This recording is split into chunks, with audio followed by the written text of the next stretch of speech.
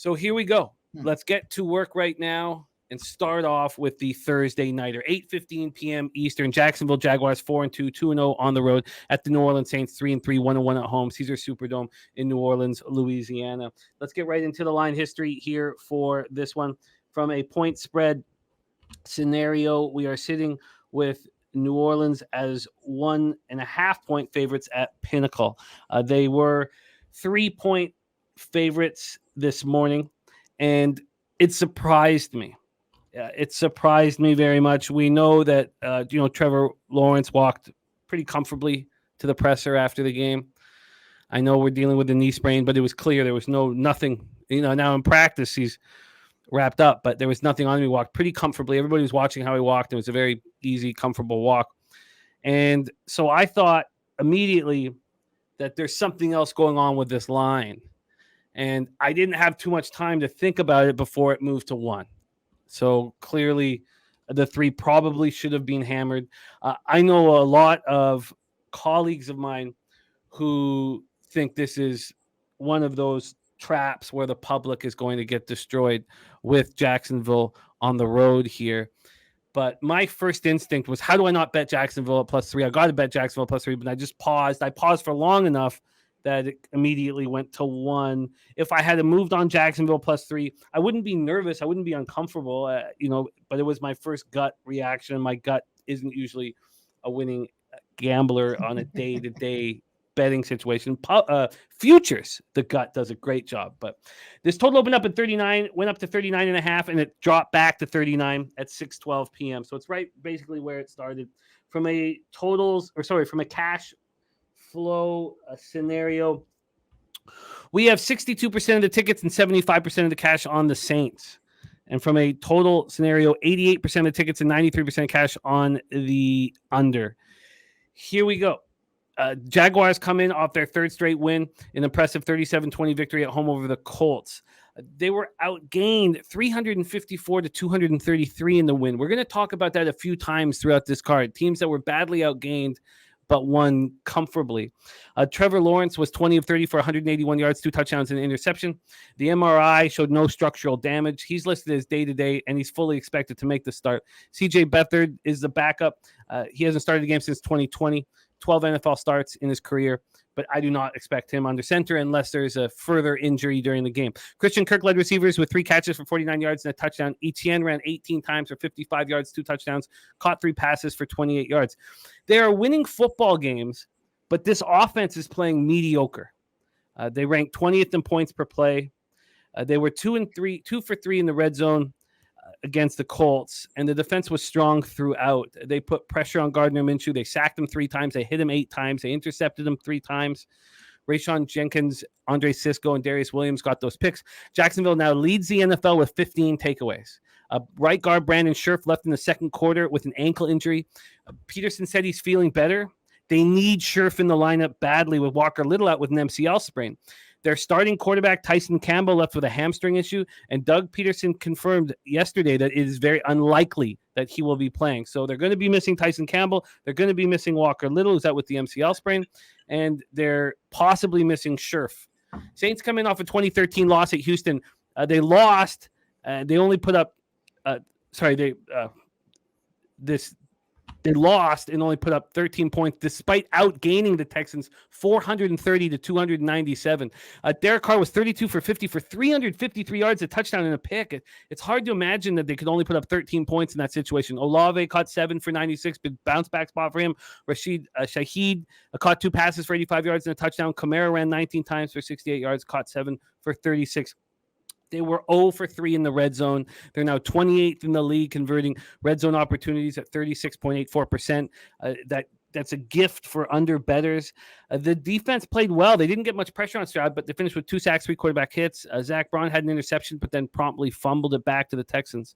The Saints have allowed 20 or fewer points in 5 of their 6 games. They're 5th in total yards allowed. They're second in opponent completion percentage, and that's where their secondary shines. Kicker Blake Groupie missed 2 field goals, and the Saints are dealing with issues on their offensive line. So James Hurst injured an ankle in the second quarter. He left the field on crutches and in a walking boot. Ryan Ramczyk, the right tackle, left in the fourth quarter. He's in concussion protocol, so he won't be able to play. So when the game ended, Trevor Penning was at left tackle, and Cesar Ruiz, who has never played tackle at the NFL level, was at right tackle. So rookie Nick Saldiveri, who played 2 offensive snaps in his career, was in Ruiz's usual spot at right guard. So they have offensive line depth, but it's being tested. But you have Hurts and you have Ramczyk. You have Landon Young, who's the swing tackle. He's missed the last 2 games with a hip injury. And then Andrews Pete was active for Sunday's game but didn't play. Dennis Allen said that Pete was only available as a last resort after he injured his groin in practice. So if both of these offensive lines are hurting, I want the under. I want to bet the under. I want to be on the under if these offenses aren't going to have time to move. I don't know if 39 is too low. I think we can get underneath it. I think any Saints game, we can get underneath 39. Yeah.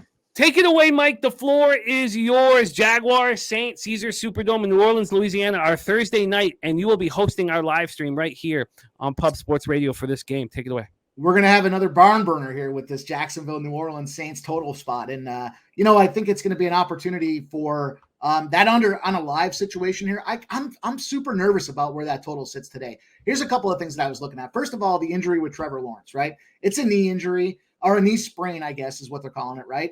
A lot of guys play through it. It's a low performance impact type of injury. The short rest obviously isn't an ideal situation for Trevor Lawrence. And, as I started thinking about game script for this game, where's the one effectiveness that they've really had on offense, the consistent, especially the last couple of weeks, is ATN.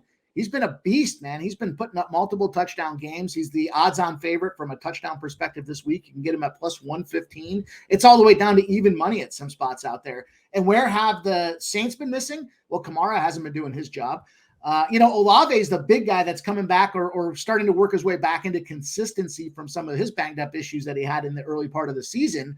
But the big difference I noticed with Jacksonville in the first couple of games of the season, you kind of saw, look right back to week 1. Who were they kind of force feeding the ball to? They were forcing it to Calvin Ridley. He was making some great plays downfield. He was really explosive and really fast. But as they've settled in with the offensive coordinator and kind of getting used to the pieces that they have on the chessboard, they've been able to come out there and battle. Now, as far as how I see this game and some numbers that I was looking at here, you're right on when you talk about these New Orleans totals. We've seen them average 34 points this season. They've got a 31, they've got a 37, 2 35s, a 34, and a 33 total altogether.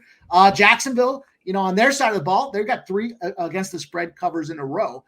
New Orleans, 1-3 in their last 4. Who did they lose to? They lost to Green Bay. They lost to Tampa Bay, and they lost to Houston. That Houston game, I'll give them kind of the badge there because, CJ Stroud, his first interception spot there.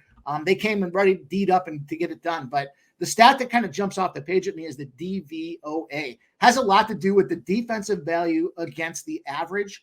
And really that goes across the NFL. So a measurement that they use in this thing is down in distance every play, and then they compare it to the league average. You've got Jacksonville, and how I think this game is going to kind of come down to a defensive battle. Jacksonville ranks 11th in the DVOA. New Orleans ranks 4th in DVOA. Those are some big factors when you start looking at this total and why I think it correlates to that line movement. Now, when you look at Thursday night footballs, totals that are below 42 are 30 and 18 to the under going back to 2010. Also 17-4 if it falls exactly at 40. So we'll keep our eyes on where that number kind of settles to. I know it's below that kind of threshold right now. Another factor that I looked at with this game, when it comes to Indianapolis, that Jacksonville-Indy game, that was a big division rivalry spot. Well, how do teams perform when they're off a division rivalry and they've got short rest, which this Thursday night football model fits? They're 6-4 against the spread, but 2-9 to the under, covering by almost a touchdown on that under. So even though we're low on that number, it still feels like it's an opportunity to be. Now, home teams, when they have short rest, it's a Monday or Thursday game, are 7-14 against the spread, but again, 4-20 to the under. The spot that jumped out to me, though, is primetime non-divisional favorites. primetime, non-divisional favorites, 58-24 straight up, covering by about 6 points. I think it's going to be a low-scoring game. The spots that I ultimately arrived at in this thing here were that first half under 20. Why? Because I think from a banged-up offense perspective, you talked about the offensive lines. Can they get down there and put 3 touchdowns up in that first half? I really don't think so. So I went to that first half under 20. The other side that I'm looking at here is the New Orleans Saints under 20.5. Their offense really just not getting it done. They're coming off of a situation where, again, battle with Houston, didn't get the points on the board the way they wanted to. They ultimately came up short. But I don't think we see 3 touchdowns out of New Orleans.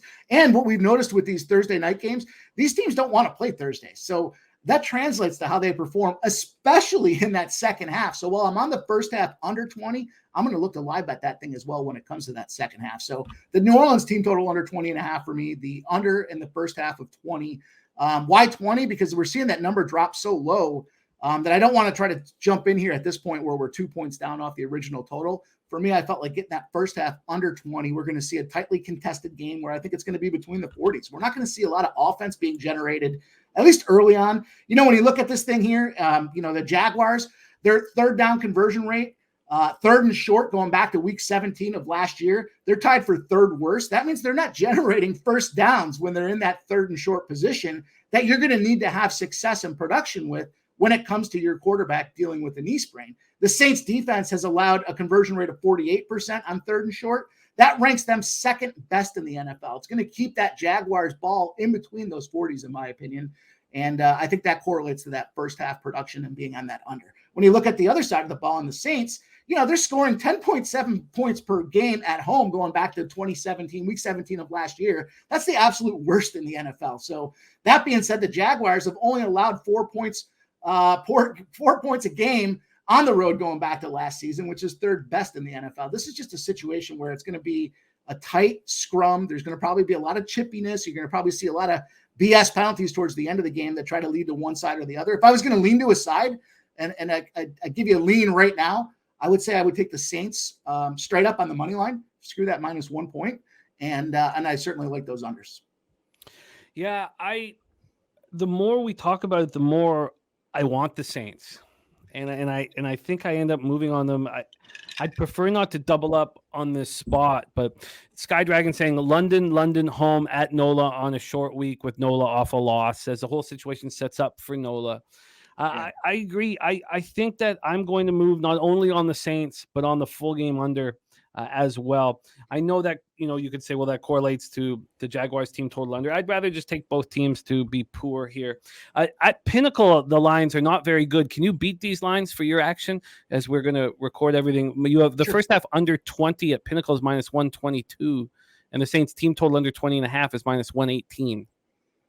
The minus 118's better number than I can see right now. Okay. And the under 20 is minus 105 for me. Okay, what book? Caesars. Okay, perfect. You got it. First half under 20, minus 105. Saints team total under 20.5, minus 118. That's probably a thing you should bet right now. It's 19.5 at minus 105 at Pinnacle. I'm going to be on the under, and I think I've talked myself into a move on the Saints. One last component here to this game, and then we don't need to beat this thing up any longer, is I've talked to you guys before about a certain book that has the best numbers out there and the correlation to just being losses. The best number for the Jacksonville Jaguars money line falls under that book at plus 102 right now. Also, when you look at the spread, they're offering a plus 1.5 is the best number out there as well. So that kind of falls into that. I haven't tried, we track so much. It's hard to track everything, but from a gut perspective, every time I see that book has the best numbers, I try to stay away from those things. So I see a Bet Rivers has the money line at minus 114 right now for New Orleans Saints. I haven't gotten there yet, but I'm gonna put that down as a lean, and then maybe when we circle back at the end here, I might jump on that thing depending on the action we have. I expect to bet both of these this evening. At this point, I don't think there's any reason to stay off moving on the Saints right away now that there's been that move back here. So that's my plan. Will be the Saints. I will decide between the minus 1 and the money line, and I will be on the full game under. And Mikey is on the first half under 20 and the Saints team total under 20.5. And his live bet stream will be right here on Pop Sports Radio starting at 7:30 p.m. on Thursday evening.